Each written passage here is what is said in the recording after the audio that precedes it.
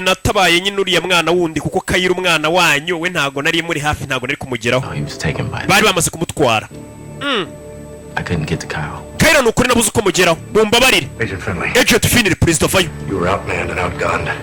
You were shot 36 hours ago and you're standing here still working for me. Uva mubwira wa musore we abagabo bakurushaga intwaro bari benshi kukurusha bari bakurenza umunsi bashimuta umwana wanjye baranakurashe umara amasaha 36 arashize urashwe ariko dore uhagaze imbere yanjye uri mu kazi sibyo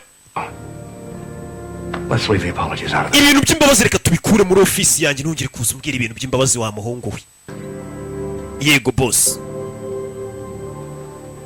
What do you need from us? None mudukeneye hiki Sir, I'm sure you've received the national security briefing, so you know the parents are being used by the kidnappers. Atinya kwa president, murabizi sasa ubungu president nyine hano bari kumwita nk'umubyeyi wundi washimutiwe umwana ntaga ibya president ubwo uyu mupolisi abyitayeho nako uyu FBI. Ndakeka urabizi nyakwa president ko umuntu washimuse abana ari gukoresha ababyeyi babo bana yashimuse urabizi. You are the most powerful parents. Kandi nawe urabizi urumwe mu babyeyi bakomeye uri amwugizi wa nabari buze gukenera gukoresha. They will try to use you. Nawe baraza gushaka kugukoresha. They haven't begun to already. Ndetse nehubwo nimba batatangiye kugukoresha ahubwo na kare.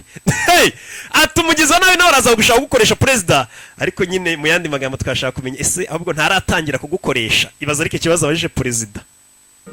Sir. Nyakubaho. Agent Dan. Yes sir. Yes sir.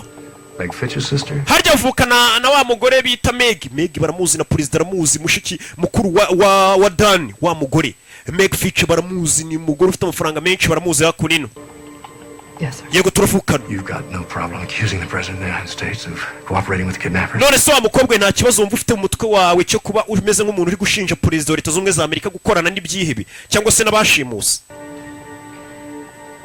Not if it helps me get the president's son back. No. Nta kibazo mfite mu gihe byamfasha kuba nafunguza umwana we bashimusi.